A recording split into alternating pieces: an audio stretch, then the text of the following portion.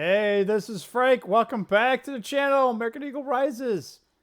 How you guys doing for a Sunday? Let's get ready to rumble for next week. I threw on that part. What? What? Yeah, I'm doing that on purpose.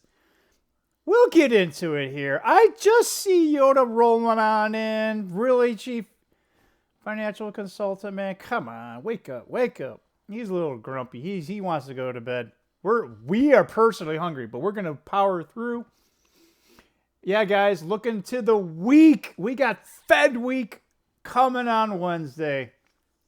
Sorry, something came out of my mouth because I'm so excited to report on this stuff for you guys. I'm doing it for you. We're gonna throw our entertainment in. We'll listen to what Yoda had. We're gonna. Yeah, Treasury 10-year floating at 4. What I tell you guys, 4% doesn't want to stay much below it. Doesn't want to stay much behind it. We know they're gonna cut. The Federal Reserve is going to cut on Wednesday, 25 basis points. It's already baked in the cake. Pretty much the entire market. Not really sure about gold and silver market, but most likely it's already priced in. When it comes to Wall Street, that's for sure. It's baked in. Ironically enough, the dollar is still strengthening. It's barely strengthening, of course. So let's not get too worked up about this. But it's just, it's like 98.99. It's like can't be 99. It doesn't, but it's definitely bottoming out. It kind of wants to go a little higher, which is quite odd. Is your dollar strengthening? It's strengthening. Yeah, right. Can I get more? I was about to say something. Punani. Can I get more? Yeah, right. That's still too high. That's still too high. Sorry. Yeah, currently right now, Bitcoin market is open. Bitcoin. What do you want? I use it as the general crypto. It's right at the 50-day moving average. Looks like it broke over it. It's right there at 115. Yeah. We'll call it 108. Somewhere around that is that's around where the 200 moving day average is at. So I don't know. Crypto to me is not really a major buy. I do my little buy $10 a day BS, but just for exposure. Yeah, it's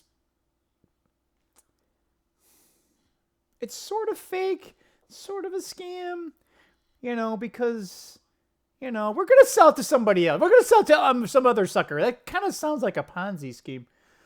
Pretty much, right? We're still waiting on gold and silver. Gold and silver just got brutally massacred. Obviously, the Battle of the Bulge is on.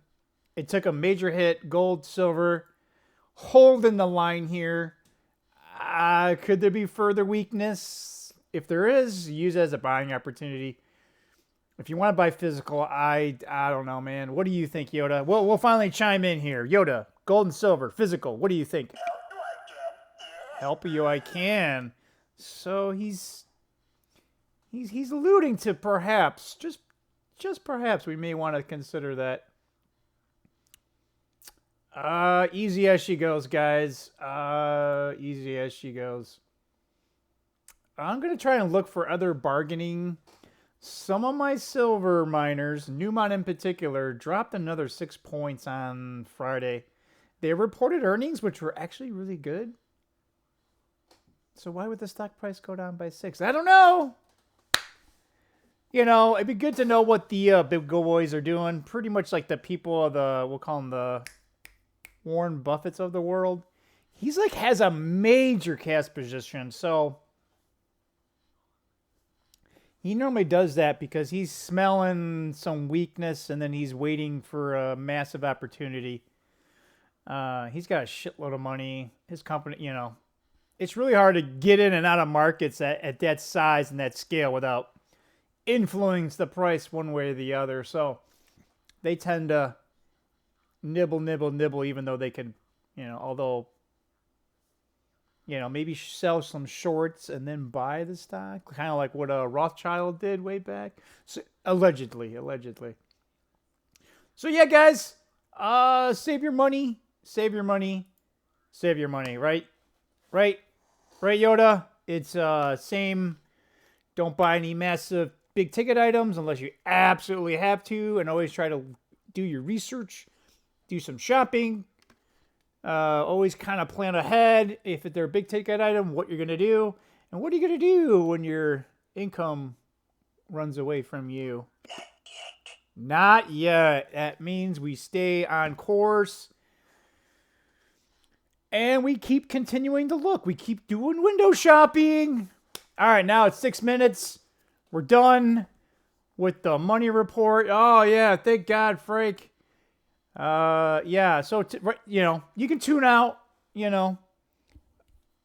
And I wanted to save this here because if you're watching, you may be one of the few people that got me over to 80 subs. Yeah, boy. 80 subs. We're grinding. We're getting one sub at a time. Well, let's see here. Not quite. Let's see here. We're next. Let's see. Next. Looks like maybe next Tuesday. Next Monday, next Tuesday. It'll be 1 year that Frank has been trying this YouTube thing. It'd be nice if I could get 100 subs by then, but that's a lot of subs to get in 1 week, Frank. Yeah, I know. So, unless someone just drops my video and someone... I've gotten a lot of you guys. Thank you so much if you're from Raymond's Thoughts and Mind channel. If you're from some of the other, I call them adjacent, what's that? Dark mode. A couple of other people that he's listened to there, or friends of YouTube channel. So I appreciate you guys. There's a couple of you guys. You guys come here consistently. You're watching. Hey, what happened to, what was his name? Ben, where you been? He was on here, and I haven't seen him in a while. I hope he's doing all right. If you're out there, man, thanks. He used to always put a comment. He'd put like Trump this, and then he would always be pissing off my trolls. But yeah, I appreciate it, guys. Appreciate it. So this part of the video is just Frank's just gonna tell you what's been going on. So this whole weekend I've been doing projects. We got the Camaro all done. You guys might have saw my video. I probably should have zoomed out and you guys could have saw it, but I think I had a previous video that, so, maybe do some searching on my videos and maybe you'll stumble upon a subject that you want to listen to, and then maybe you'll share it to somebody else. That's kind of how I always think life is. You're investigating one thing, you're like, oh, what about this? And you spend 5 minutes, or at least that's what I do in my life. I lovingly call it squirrel, but I don't know. I joke, and the thing just... it did the lag thing. But that's how I find the very interesting things. That's why I'm a real good starter. I start projects. I love new... it's like invigorating, this new thing. I might pitch pretty far into the game. I might pitch more than 6 innings, but I almost rarely pitch a full game. We don't like closing. I used to be a closer. I used to take, especially like at work, take these projects. It's like, oh my God, this is a disaster, Frank. We don't know what the hell we're doing. We're like, yeah, okay. It was more maybe my authoritative, just I have full control. No one knows what the hell they're doing. And I'll be like, yeah, you give me full authority. I'll get this shit done. Don't worry, I won't break any laws, and no one will get hurt / dead, right? Because I don't care how you do it, right? But, we're in an environment now where you just look the wrong way. Someone gets offended. It's like, dude, wasn't even looking at you. I was trying to look. Anyway, so we did that yesterday. We did a little bit more. we're buckling down on trying to get a few projects done in the garage. So we have a what's that thing? Compressed air reel hose. So I got that ready to go, but I haven't mounted it because I have shelves on top that I want. So, you know, it's one of those things where you're just like, why didn't I just sit down a little bit longer to plan this shit out? But, well, Frank's like, come on, man. How hard can it be? You know, I have an idea, and the idea was good, but there's always something that hangs up. So anyway, eventually we got the oscillation tool and we started cutting, because like some of these damn, you know, when I'm marking out the studs, like why did it say it's here? But they're, you know, anyway. So we cut it all back and, you know, now I can see the 2x4s. And it's really weird because there's a spot where it's offset and it's like just by an inch. Why? I don't know. Home front, Raymond, tell me why. Why is that wall? And this is a wall that's, you know, comes from the main house and it jets out. When you go on the outside of the house, it's just a straight wall with a brick wall. So why the hell did they have it go in? I don't know. There must be some code that I'm not aware of. But it looks like studs, right? And then they put OBS board on a portion of this wall, and where it jives, you know, where it sinks, and then where it sinks in, it's not. But also, it's funny too because like right there, where that's at, instead of them like this, there's a 2x4 like that. I don't know. So anyway, we cut all that back, and it's funny, these shelves are like a wire, I don't want to say wire mesh, but the supports are in the middle, right? And you can make them like 16, 18, or 24 because each little shelf section, man, I can't talk when we're spilling over. That's why these videos are so long at the end here, because Frank's just, I don't have my shit together apparently, right? So, but the shelf units are 3 feet long, and they give you enough for 12 feet. So you can do 4 3s, 2 6s, or 1 12 if you want. All right. But because of this weird thing, I'm like, all right, well, I'll just, you know, get some fur strips, and that's what I will be doing. But the spacing is weird because if I go from stud to stud, well, I don't have enough supports.